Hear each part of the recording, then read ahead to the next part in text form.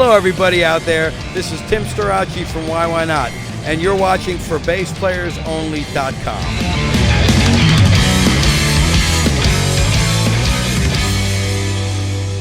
Hi everyone, John Liebman here. You're watching for BassPlayersOnly.com. We're coming to you today on location from the Tech 21 booth at the 2019 Winter NAMM Show, Anaheim, California, with our good friend from the Rush tribute band YYNOT, Tim Starace. Hello, Tim. Hello, how you doing? I'm doing great. It's so nice to meet you. I think it's a really neat thing that you're doing, and it's got to be a lot of fun, and I want to hear all about it, and I know they want to hear all about it. But let's start by talking about you first, before we get to the band. You're you New Yorker, New Jerseyite? You're Long Island. Strong Island. Farmingdale. There you go. Grew up, born and raised there. Tell me about those early years as far as your initial exposure to music and how you became a bass player. What's that story? Well, it's pretty much the same story as most people in my age bracket. I loved Kiss, and I wanted to be Gene Simmons when I was 9 years old. So I cut 2 strings off my brother's acoustic guitar and tried to learn some Kiss songs by ear.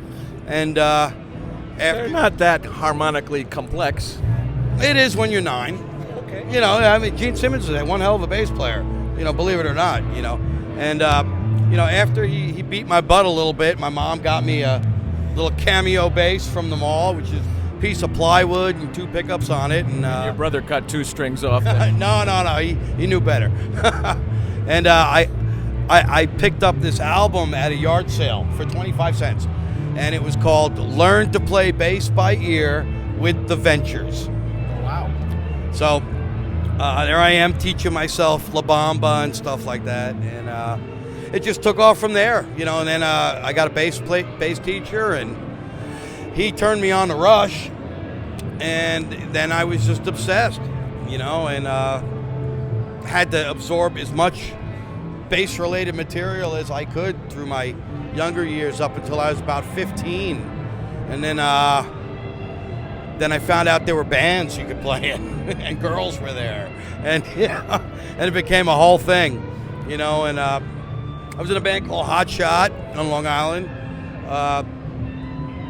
We had a little bit of a record deal, came out to Los Angeles in 95, 96. That went kaput. You know, and then I went back and played with Stuttering John from Howard Stern for a little while. I haven't thought of him in forever. He's another good guy. And then, you know, when that didn't happen, I just sold everything in 1996, moved down to Florida, and didn't put another bass in my hands until 2012. What part of Florida? Naples. The West Coast. Yep, newlyweds and nearly deads, yep, but it's nice. I want to back up for just a minute. Can we assume that Gene Simmons and Geddy Lee were among your musical heroes, those that inspired you? Absolutely. Who else was on that list? Glenn Hughes, Geezer Butler, Steve Harris. So many. I can't. If I tried to name them all, I'd forget most of them. You know, anybody who was anybody. Yngwie Malmsteen. I loved Yngwie. He's not a bass player. But, you know, he was on his album. I just saw him a few months ago with that whole, what's it called, Generation Axe with Steve Vai. But you mentioned, who was the first one you mentioned, Glenn Hughes? Glenn Hughes, yeah. Glenn Hughes. Deep Purple. Yeah. I interviewed him a couple of times. He's fantastic, you know. And, of course, you know, the venerable Geezer Butler. Yeah, interviewed him too. Right, yeah, great guys. Yeah. So, and then, in 2012, I just picked up a bass again and didn't stop. Why? You put it down, and you must have picked it up for a reason. Well, you were looking for something in your closet. I jumped up on stage with a band and played War Pigs one night. So then she wound up getting me a pawn shop bass for my birthday in June of 2012, and then a couple weeks later, you know, I had a jazz bass and a stack, and then a Rickenbacker, and then started playing with some local bands, and then. Leads me to what I'm doing now, YYNOT. Now, you had mentioned we're a Rush tribute band. We're an original progressive rock band with a penchant for playing vintage Rush. Thank you for clearing that up. We're not a tribute band. You know, we have a full-length album out. It's critically acclaimed. It's getting fantastic reviews. What's it called? It's called Why Not, self-titled album. Google, Spotify, every media outlet that you could get it. Plus we have hard copies. We actually pressed a CD, 24-page booklet. It's very nice, So are you pretty busy with the band? You tour, you play, you go around? What do you do? Well, what we do is, we met on Facebook, me and Billy, the guitar player.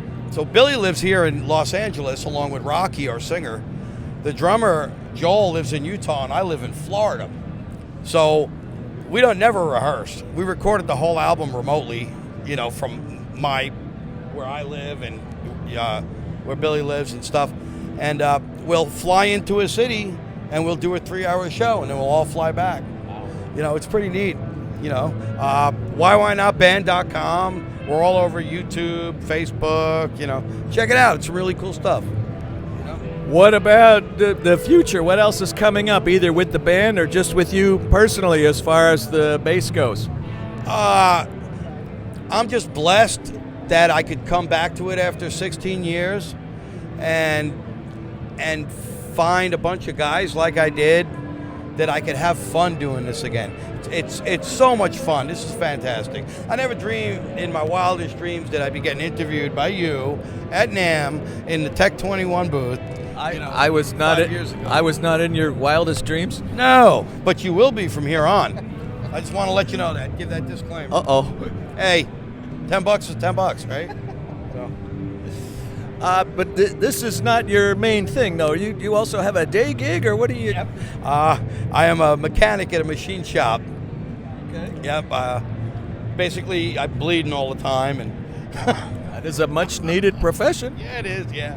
Well, what advice would you have for somebody who's got a day gig, no matter what they do, but they also want to have an opportunity to have this musical outlet and express themselves and do some of the things that you've had, because you mentioned it's a lot of fun. Don't give up.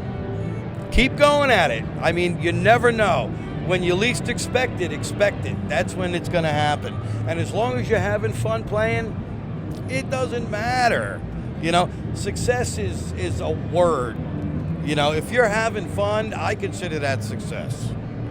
There you go. Very uplifting. It can't be based upon somebody else's perception of it. Very uplifting message to leave on, I think. The band is called YYNOT, and they are a Original progressive rock band with a penchant for playing vintage Rush covers. what he said. Tim Starace, thank you so much from the Tech 21 booth. Oh, yeah. Tech 21. Yeah. Oh, yeah. Hang on. Give us we are at the Tech 21 booth. That is the reason we got together, because Tim uses Tech 21 products and has been darn near forever. Yep. Tell us what you're using quickly and what you like about Tech 21 stuff. What I'm here checking out is the Geddy Lee YYZ pedal. I only had a few minutes on it before we did this, and I'm already totally digging it. The Tech 21 stuff I was explaining to one of the reps earlier. What I like about them is the tube emulation. It responds like an SVT cranked to 11.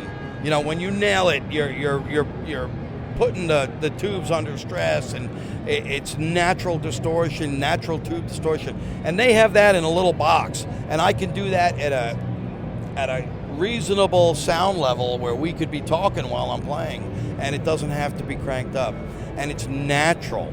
It literally, all their stuff makes me feel like I'm playing my SVT overdriven and cranked, but I'm not. And plus, since YYNOT, we're national. I live in Florida. The other guys live in LA and Utah. I'm flying all the time, and I just put a Tech 20, whatever I'm using that week, whether it's a Paradriver, the Doug, which is fantastic, or it's going to be the new YYZ pedal, I promise you that. I just throw it in my suitcase, and no matter where I'm playing or what backline I have, it's the same sound. I'm confident I can replicate what I need to do the job at every venue with the Tech 21 products. You're not exactly new to Tech 21. No, love them. You've been with them for what, decades, right? With them? Well, with their stuff. I've been using their stuff for a long time, yeah. But you got to remember, I had that whole 16 years I didn't play. You know, and when I got back to playing in 2012, the second thing I went out and bought was a SanSamp. You know, was a SanSamp pedal. You need one. Every bass player should have one in their case. Good investment. Yeah. All right, Tim Starace, thank you very much. The band is YYNOT. We're at the Tech 21 booth at the 2019 Winter NAMM Show in Anaheim. I'm John Liebman. You're watching for BassPlayersOnly.com. Peace out.